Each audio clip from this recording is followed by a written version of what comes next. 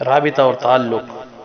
ایک دفعہ ایک صحابی اپنے پرانے ریٹائر استاد کا انٹرویو کر رہا تھا اور اپنی تعلیم کے پرانے دور کی مختلف باتیں پوچھ رہا تھا۔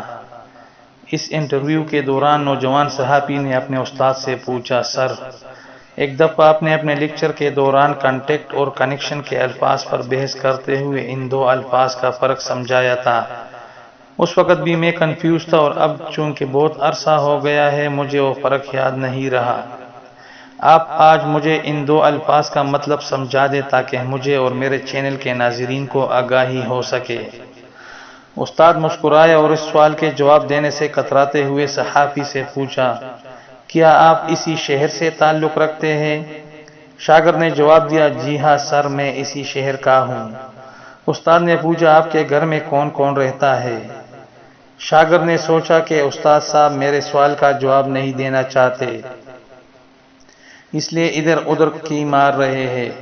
بہرحال اس نے بتایا، میری ماں وفات پا چکی ہے، والد صاحب گھر میں رہتے ہیں، 3 بھائی اور 1 بہن ہے اور سارے شادی شدہ ہے۔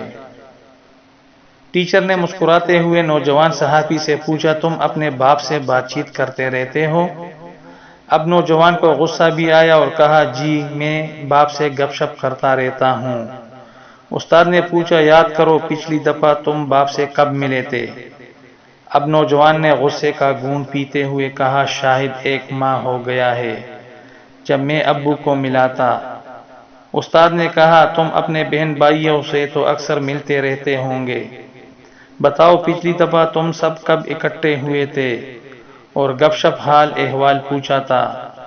اب تو صحافی صاحب کے ماتھے پر پسینہ آ گیا اور لینے کے دینے پڑ گئے۔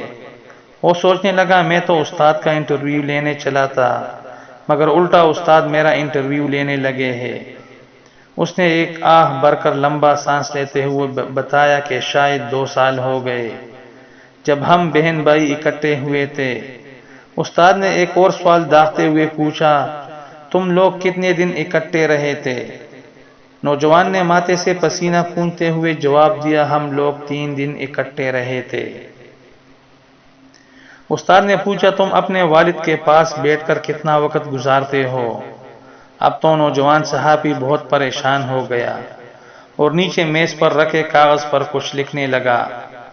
استاد نے پوچھا، کبھی تم نے باپ کے ساتھ ناشتہ، لنچ یا ڈنر بھی کیا ہے؟ کبھی آپ نے ابو سے پوچھا ہے وہ کیسا ہے؟ کبھی تم نے باپ سے دریافت کیا کہ تمہاری ماں کے مرنے کے بعد اس کے دن کیسے گزر رہے ہیں؟ اب تو انٹرویو کرنے والے صحافی کی آنکھوں سے ٹپ ٹپ آنسو برسنے لگے۔ استاد نے صحافی کا ہاتھ پکڑا اور کہا کہ بھائی، پریشان، شرمندہ، مایوس یا اداس ہونے کی ضرورت نہیں۔ مجھے افسوس ہے کہ میں نے بے خبری میں تمہیں ہرٹ کیا اور دکھ پہنچایا، لیکن میں کیا کرتا، مجھے آپ کے سوال کانٹیکٹ اور کنیکشن کا جواب دینا تھا۔ اب سنو، ان 2 لفظوں کا فرق یہ ہے کہ تمہارا کانٹیکٹ یا رابطہ تو تمہارے ابو سے ہے مگر کنیکشن یا تعلق ابو سے نہیں رہا یا کمزور ہے، کیونکہ تعلق یا کنیکشن دلوں کے درمیان ہوتا ہے۔ جب کنیکشن یا تعلق ہوتا ہے تو آپ ایک دوسرے کے ساتھ وقت گزارتے ہیں، ایک دوسرے کا دکھ درد بانٹتے ہیں، ہاتھ ملاتے گلے سے لگتے ہیں اور ایک دوسرے کے کام خوشی خوشی سر انجام دیتے ہیں۔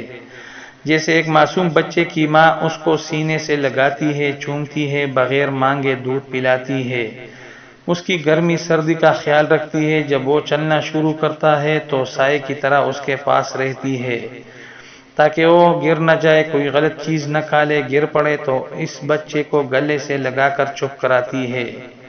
تو میرے پیارے شاگرد، آپ کے باپ اور بہن بھائیوں کے ساتھ صرف کانٹیکٹ یا رابطہ ہے مگر آپ کے درمیان کنیکشن یا تعلق نہیں ہے۔ نوجوان صحافی نے اپنے آنسو رومال سے صاف کیے اور استاد کا شکریہ ادا کرتے ہوئے، سر، آپ نے مجھے آج ایک بہت بڑا سبق پڑھا دیا جو زندگی بھر نہیں بھولے گا۔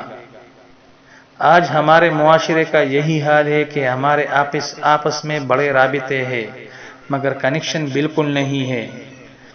آج فیس بک پر ہمارے 5000 فرینڈ ہیں مگر حقیقی زندگی میں ایک بھی نہیں ہے۔ آج ہم صبح سویرے سینکڑوں دوستوں کو گڈ مارننگ کہہ کر بغیر خوشبو کے پھول بیچتے ہیں، حقیقی زندگی میں ایک پھول کی پتی بھی نہیں ملتی۔ آج ہم تمام لوگ اپنے کاموں میں مصروف ہیں اور کاغذ کے بے خوشبو پھولوں کی تصویروں سے دل بہلاتے ہیں۔ کسی عزیز کے بچھڑنے پہ چند تعزیتی الفاظ اور رشتوں کے سارے تقاضے پورے کر کے ہم سرخرو ہونے کی کوشش کرتے ہیں۔